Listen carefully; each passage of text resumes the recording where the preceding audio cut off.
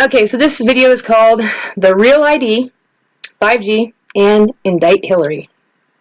According to the Department of Homeland Security's website, the Real ID Act, passed by Congress in 2005 and signed by George Bush, is simply putting into action the 9/11 Commission's recommendations that the federal government set standards for the issuance of sources of identification, such as driver's licenses.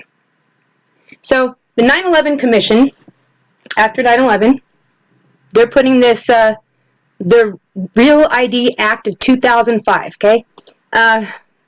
Passed by Congress, signed by George Bush, and, it implements that, according to the DHS website, that every state has more secure driver's license today than before the passage of the act.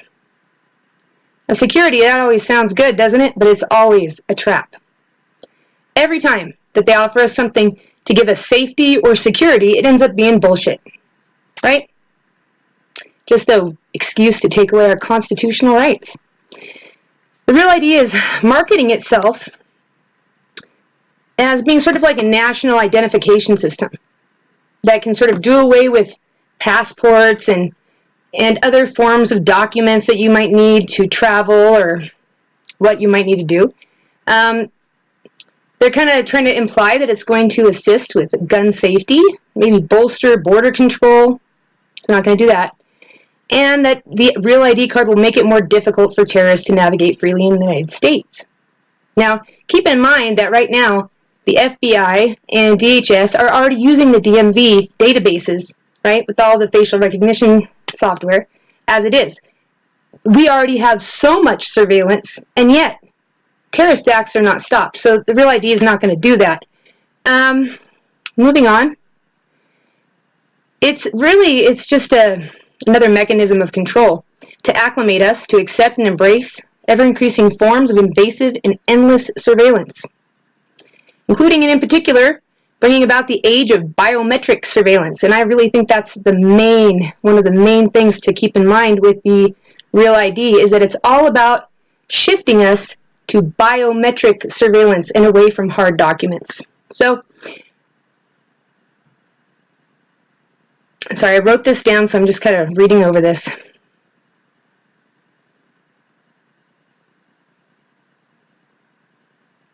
What you need to know is that the biometric identification and total surveillance is...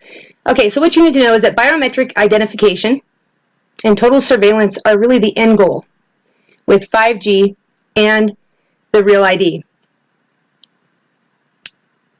And actually 5G may be the vehicle that gets us the Real ID working the way they want it to. And that should scare everybody. Okay? That means that that our Constitution isn't holding much water right now. Back in 2013, Dim DeChant wrote an article for PBS explaining the future of biometric identification and the outdated forms of establishing identity through hard documents. So this is a quote here, and I'm going to put all the links at the bottom of this. He says, today our identities are verified almost exclusively by one of two methods. Things you can carry with you and things you remember. Driver's licenses and passports are examples of the former, things that you can carry with you. Passports and pins, the latter, things that you memorize, but they're still with you. But physical identification is easy to fake, and passwords are easily cracked by hackers, who then have nearly unfettered access to our credit cards, bank accounts, and personal data. Okay, so he says something needs to change. He goes on and says biometrics could change that. Right? Biometrics can change that we don't need to bring our identity with us in the form of physical documents and things we remember. They're just a fundamental shift in the way we are identified. Unlike traditional identification, biometrics are different from that. You must either remember to carry something with you, but with biometrics, you are you. Fingerprints, voice analysis, iris patterns, vein matching, gait analysis, and so on. Such traits are unique to an individual and often thought, though not always, incredibly difficult to fake. So that is sort of the argument of why we would want to have biometrics. Now, it wasn't until the 1990s, he says, that computers and scanners had become sufficiently advanced to support true biometric identification. But even then, their use was limited primarily to law enforcement. Okay, so, well, there's problems with, how much data we were able, and how quickly this stuff was able to work before, and that's not going to be such a problem with biometrics are not going to be such a problem once we have 5G. Okay, so he goes on to state that the U.S. government has poured money into research, development, and acquisition of biometric identification systems. The Department of Homeland Security has spent over $133 million on biometrics since 2003. And this article, I don't remember the date on it, it's relatively recent. And the Defense Department is predicted to spend $3.5 billion on the technology between 2007 and 2015. Okay, it's a really old article. The FBI has rapidly expanded its fingerprint database and is currently developing a more sophisticated system that will add iris scans, palm scans, and facial recognition to the mix. Okay, so I'm going to go once again into the 4 things that are the real unstated purpose of the Real ID. Global identification for a one-world system. Mass biometric surveillance in the form of facial recognition to start with.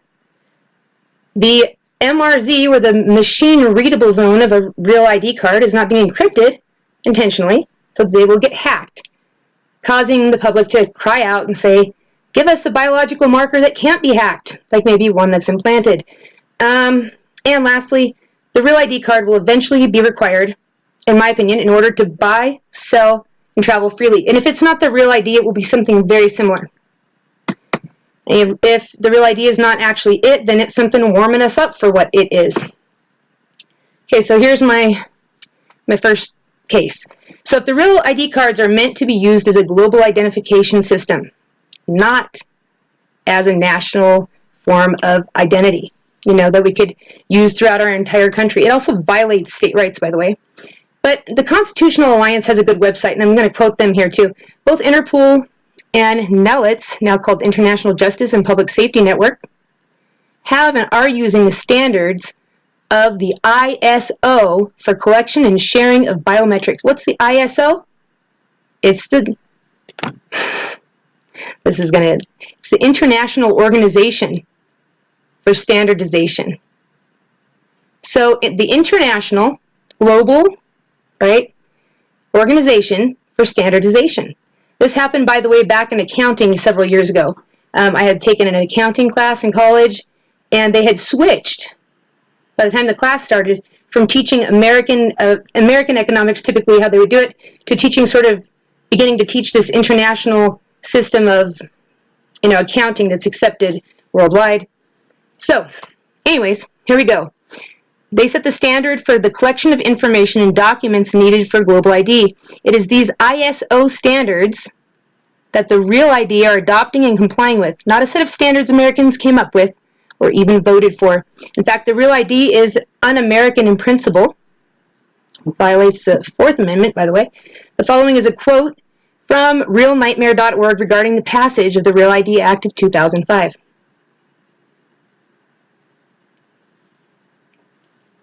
The act was not passed through a true democratic process. This is in quotations here.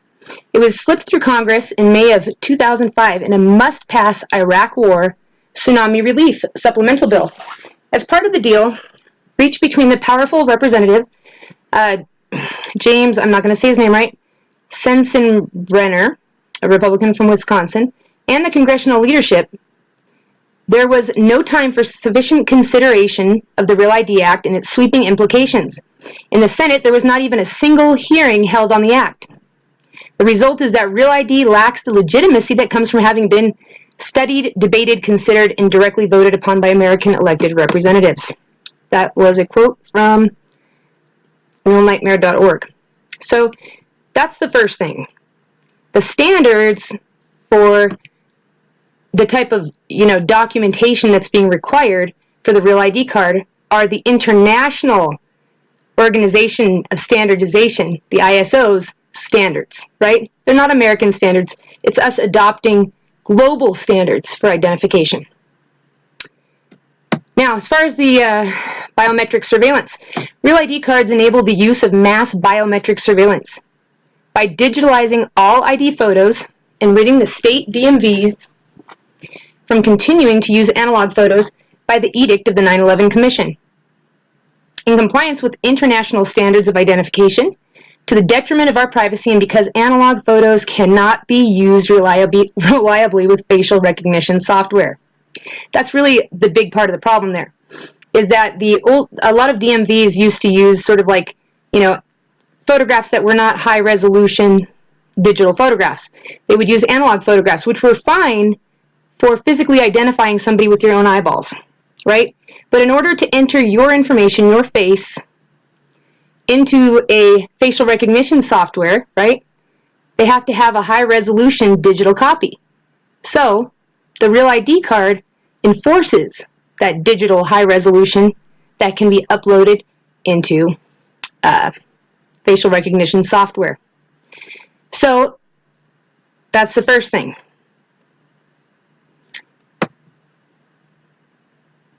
And it's basically so that, our intelligence agencies, they already have access to the DMV stuff, but it's so that they can really, you'll see. Facial recognition technology and its related applications are a threat to due process and our constitutional rights as citizens, specifically the Fourth Amendment of the United States. They include predictive crime algorithms. Guys, biometrics include predictive crime algorithms, including those that identify for genetics, including race. There actually is a thing that I forget the name of it. It's crime something, where they predict whether people are going to recommit a crime when they leave prison. And 77% of the time, it will say that a black person will, regardless of any other of the predictive algorithms. So just keep in mind that this biometric identification system sounds an awful lot like Nazi Germany. It's no bueno. Okay, so the predictive crime algorithms, including those that identify for specific genetics, including your race, for factors that increase the probability of criminality. Remember the program Faceception? That with 80% accuracy, the Israeli software, facial recognition software, that can identify whether you're a good poker player, whether you're a terrorist, whether you're a criminal, whether you're a child molester, but 1/5 of the time, Faceception is wrong. Remember that. The introduction of 5G will make the storing and linking of facial recognition software and other forms of biometric data gathering and interpretation streamlined for DHS, the FBI, CIA, anyone else who wants that type of knowledge.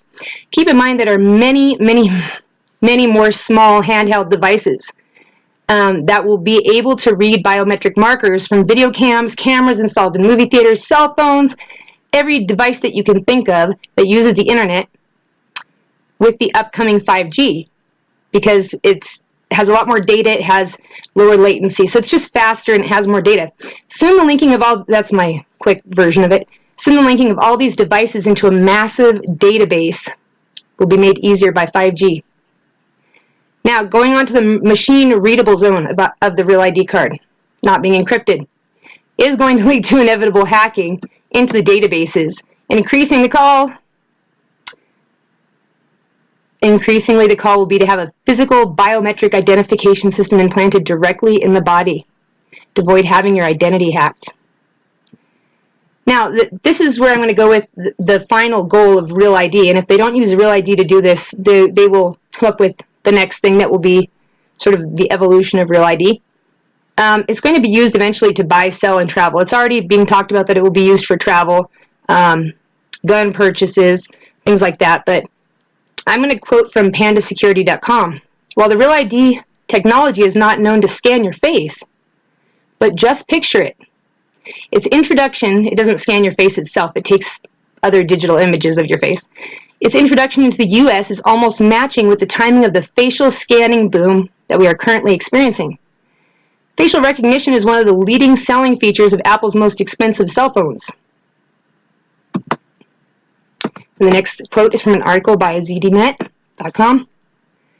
In a showcase of several 5G-enabled technologies this week, Intel and Foxconn have demonstrated how facial recognition capabilities can be used to make payments.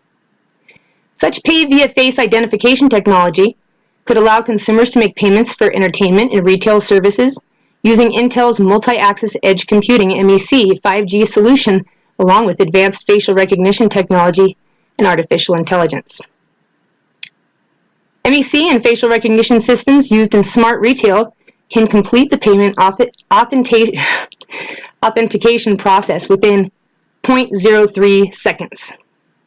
Okay, that's the end of that quote. I'm going to put the links up for that. And that was zdnet.com. Okay, so I don't believe that 5G and the Real ID stand alone, or this facial recognition software that they're coming up with now. That it's all just kind of coming out at once, right? Not that it was never here before, but that it's really being pushed out there. I believe the timing of the new facial recognition software, 5G, and the Real ID are very much related. 5G is, and for those who don't know, 5G is 5th generation wireless technology. 1G, I believe, is analog cellular.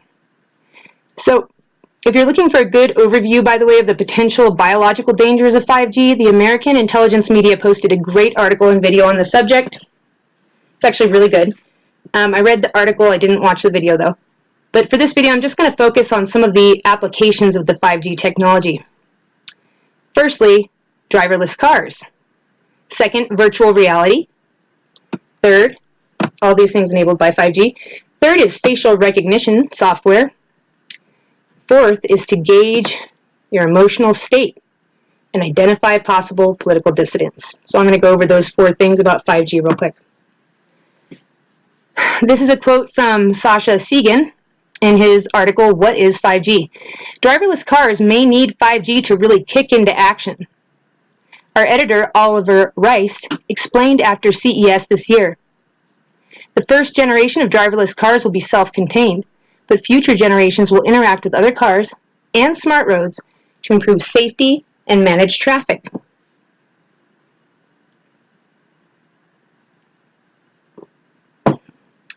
Basically, everything on the road will be talking to everything else. To do this, you need extremely low latencies. While the cars are all exchanging very small packets of information, they need to do so almost instantaneously, which 5G will do. That's where the 5G's sub-1 millisecond latency comes into play. When a packet of data shoots directly between 2 cars, or bounces from a car to a small cell on a lamp post to another car, 1 light millisecond, about 186 miles, so that most of the, okay, keep scoring, okay. Basically, 5G will help the driverless car thing to kick off. Don't you just love it? That's terrible, by the way. I mean, that infringes on our freedom of movement, us being able to go where we want. You know, both the Real ID and driverless cars do that. Virtual reality. The biggest change that 5G may bring, and this is also this right here is another quote from Sasha Segan. The biggest change 5G may bring is in the virtual and augmented reality. As phones transform into devices meant to be used with VR headsets, the very low latency and consistent speeds of 5G will give you an internet augmented world, if and when you want it. The small cell aspects of 5G may also help with in-building coverage, as it encourages every home router to become a cell site. So you get a little cell site in your house with that 5G. The next one is facial recognition software that assesses your genetic predispositions and your race, as well as providing mathematical probabilities of an individual's likelihood of engaging in a crime or being a political dissident by your facial structure alone. So that is another way that 5G is going to help something kick off, right? It's going to help that facial recognition software because it needs more data and it needs to process very quickly to really do what they want it to do in live time. Facial recognition will be used to identify and keep track of your genetics and use them for predictive policing. So once again, remember the Israeli software Faceception boasts that it can identify good poker players, molesters, criminals up to 80% accuracy, but 20% of the time it's wrong. The following is a quote from The Guardian. Facial recognition system is now so good at recognizing races, a challenge in the past, that it can be used as a genealogy tool. Okay, guys, they can use facial recognition software as a genealogy tool. It's coming back with the percentages of race the person is, he said, mentioning someone who came back with 12% Asian, despite being Jamaican. But then the guy said, oh, I have a Chinese grandmother. So I'm going to put that up too. That is from The Guardian, that quote right there. But so it can actually, you know, I can't get over that. I'm sorry, but it's a genealogy tool. Now, in the elites, this is something Alex Jones says, but it's true. They are obsessed with bloodlines and genetics, right? Now, here's another thing with 5G. That another possible application to gauge your emotional state and identify possible political dissidents. So say they decided you were an okay person to keep around. We're not going to send this one to the FEMA camp. And, you know, you're in a movie theater, you're here, there, whatever, and some of the software picks up on the fact that you're not looking so, you know, maybe you've got little facial expressions and things that are showing that you're not a very happy camper. They're going to be watching you, and they're going to use those predictive algorithms and then emotion reading to take you out then, you know, if you're not going with the show. So I'm going to just read a quote from this lady's, it's weforum.org/agenda 2017. This lady has a technology here that I'd like to just read what she said as she tried to sell this technology. She said, what is emotional AI? You might also know this as emotion recognition technology. Our emotion AI unobtrusively measures facial expressions of emotion using just a standard webcam. Our technology first identifies a human face in real time or in an image or video. Computer vision algorithms identify key landmarks of the face, for example, the corners of your eyebrows, the tip of your nose, the corners of your mouth, and machine learning algorithms then analyze pixels in those regions to classify facial expressions. Combinations of these facial expressions are then mapped to emotions. Now, also using deep learning approaches, we can quickly tune our algorithms for high performance and accuracy. So, the 5G part of this facial recognition software, not only is it going to identify whether or not you could be a criminal or political dissident, it's going to be able to be used as a genealogy tool, it already is, and it can read your emotions.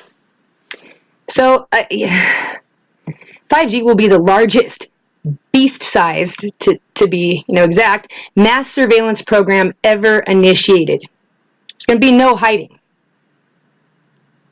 This should make everybody very uneasy in the sense that, unbelievable surveillance is going to be going on. So it's going to link, the 5G is going to help link the cell phones, cars, and a multitude of small devices to share data and keep track of every person on Earth. Now, I'd like to play a real quick clip of Jason Chavez on the facial recognition software.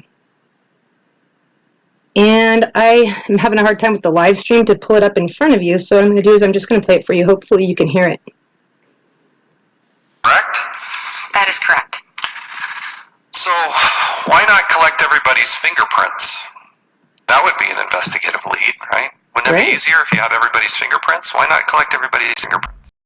We use fingerprint technology as a positive identification, and we still do today. But why not collect them all in advance? I mean, that would be easier, right? If you had a database, you collect them all in advance. Then they do when have you a go database. and you pull off somebody's fingerprints, you got a database, right? Why not do that?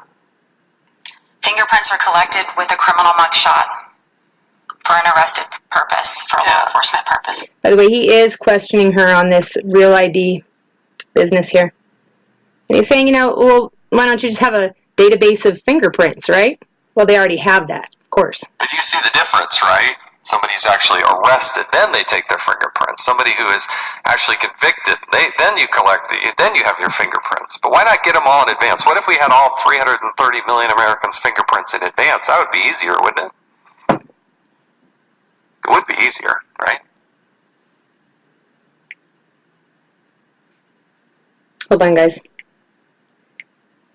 Just got kicked off the internet. Anyways, he goes on to say to her, and if I can pull it back up, I will, that, why not just collect everybody's fingerprints in the beginning? And the reason why they don't want to collect everybody's fingerprints just to start with is because they can't collect your fingerprint unless you committed a crime. But what they can do is when you're getting onto an airplane, or you're at a stoplight, or in a movie theater, or your cell phone or your webcam's watching, they can take digital images of your face, right? And then they keep it in a database. And they do have access to that database. Now, Jason Chavez goes on to say, then why don't we just withdraw a little blood from everybody at birth and find out their genetics before they even commit a crime, just so that we know, so that when a crime's committed, we could find out. And the lady being questioned says, I can't comment about that, i.e., suggesting that they're already doing it. So it's a real concern. Lastly, before I go, I wanted to bring up one other thing. Now, if this Real ID issue had come up and Hillary Clinton had been elected, we would all be spazzing out, rightfully so. We should be spazzing out now. Here's the thing. I heard Roy Potter say this, and I agree with it on his Potter Expositor. But he said, he praised God bless Trump in the good things he does, in doing right? And I feel that way too. I think that's legit. But we also have to keep in mind that there's a lot of things that we were really concerned about happening under Hillary Clinton. Increased surveillance, right? That we lose some of our First Amendment rights, our Second Amendment rights. And what's happening? The same stuff. Now, Donald Trump, nobody lives or dies onto themselves. It is our job to, as people always say this, but hold his feet to the fire, because I believe he can be swayed. I think what really gets Donald Trump is he wants a legacy, right? For himself, his family. And he does have a big ego. Now, if he believes that that legacy is going to be fulfilled one way, he's going to go that way. But if we, as his supporters, we don't just back down and give in, but we stand up for what's right. And it doesn't matter who's doing it. If Hillary's doing it, or Obama's doing it, or Trump's doing it, or if these things happened under any other president, we would say something about it, right? There's no one politician who is going to deliver us from all sin, right? Deliver us from the iniquity and the lawless time that's coming. No, we ourselves have to be able to stand there, do what's right. And yeah, pray for Donald Trump. If you're a person who prays, pray. Pray that he has wisdom. Pray that he has guidance. If you're a person who doesn't pray, that's fine.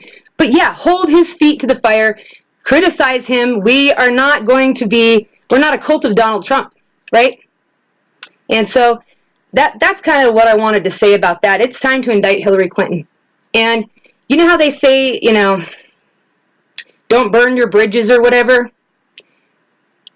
If we want our political establishment to even begin to break free from some of this corruption and have some transparency, Hillary Clinton has to be indicted. And what will happen if she's indicted, right, is that all of the people inside of her little entourage, right, they're going to turn on one another. They're going to hand each other over. They're going to become divided. A divided house cannot stand. So that's why I'm throwing the Hillary indictment out there right now, is because there's a few things that I would like to follow up with on Trump, and one is lock her up. Maybe you can't lock up Trump, but let's see Hillary Clinton get indicted. It is in the Discourses by Machiavelli, chapter 7. It talks about the necessity of indictments for, I believe it's freedoms or liberties within a republic, right? And it describes that if you don't go through a lawful process of indicting someone, the people will turn and try to bring about law and justice on their own. If that's what happens, your whole structure falls apart, right? We want to keep our republic. We want to keep our structure, at least I do. I want to keep some structure. I know some people, anarchists, would love to get rid of all of it. Nothing works without a structure. A song doesn't work without structure. A house doesn't work without a structure. A government doesn't work without a structure, right? A country doesn't work without a structure. My life doesn't work without a structure. If I don't get up in the morning and work, right? If I don't go to bed, life is structure. So I'm sorry, I'm not an anarchist, but that structure of our country of what's right, what's wrong. This needs to be upheld, and it needs to be done by indicting Hillary Clinton. Now, whatever happens after that, right, she needs to be indicted. A divided house cannot stand, and her crew will turn on each other, right? They can't help it. Julian Peterson had brought something up months ago in my comment section, and we have some good talks in there and stuff, but what he mentioned was a maneuver in chess called sacrificing the queen. And he was concerned that maybe our political establishment made this exact maneuver by letting Hillary go, letting her go. Let her get taken off the board, right? Because they believed they could accomplish more with Trump. It's a risky move, but somehow, for them to allow him to win, they had to have believed that it was possible to accomplish far more under Trump for their agenda than for ours, right? Or then they could fulfill their agenda under Trump. There was at least a chance, right? A chance, it's a gamble, that they could do more censorship, more gun control, more surveillance under Trump than Hillary, and we're seeing it right now. But it's up to us as citizens to not let that happen. It's our job, right? To the best of our ability to prevent that. The last thing is that with this 5G and with the facial recognition software and the Real ID, one of the things that kind of concerns me is that these people are obsessed with genetics, right? Do you think they can identify genetic markers that might make you a person who might be a problem for the government? Maybe you have a conscience. Maybe you like the truth. Believe it or not, they can tell some of that stuff from your genes. Even in the Bible, it talks about the seed, right? Or how, I'm going to lose you guys on the Bible stuff, but I'm going to say it anyway. There is a difference genetically with people, and they can predict a lot. And there is a war against what you may call the seed of God. Now, this biometrics that the Real ID is going to, this biometric surveillance that it's really all geared for, that should scare you. It should scare you for your children. And what kind of people call human beings wetware?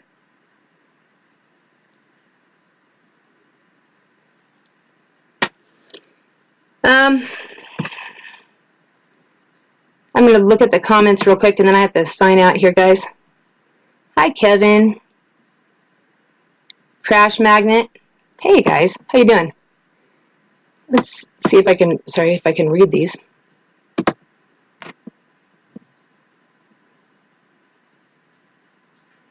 Thanks, Frank Castle. Appreciate that. Michael Greer, Minority Report, here we come. Yeah. Okay, so it does sound like a beast for its capabilities. And guilty before innocent, exactly. Because they're gathering all of this information on us. And it's Kevin who said guilty before innocent, but it's true. They're gathering on us as if we were already guilty, so that they're ready if we commit a crime, whatever that's defined as. Crash Magnet says the New World Order, progressive global socialism. See what all patriots need to fight back is. Well, see what all patriots need to fight back is. I didn't understand that part. Yeah. Socialism is not going to work. I mean, sorry, guys. Well, it is a land of hypocrisy. Yeah, okay, so Crash Magnet says, true, our rights came before the government, and they are supposed to protect our rights. Yeah, but in the worst of cases, government always has to be kept on a short leash. Always. I mean, there's a quote that at its worst, it's I don't remember exactly how it goes, but like a hideous beast, and at its best, it's still a tyrant, But we are the ones who are called to keep it in check. All right, guys. Nice talking to you, and I hope you guys have a good weekend. I'm going to go back to doing a question answer thing with my videos, and rather than just doing it every week, I'm going to make a commitment to twice a month. So if I do it sooner, great. If I don't, in 2 weeks, I'll go through it. But if you would like to write out a comment or something that you like to talk about, I will take any comments that come in as a possible, subject for a video. Hope you guys have a great day. Take care. Bye.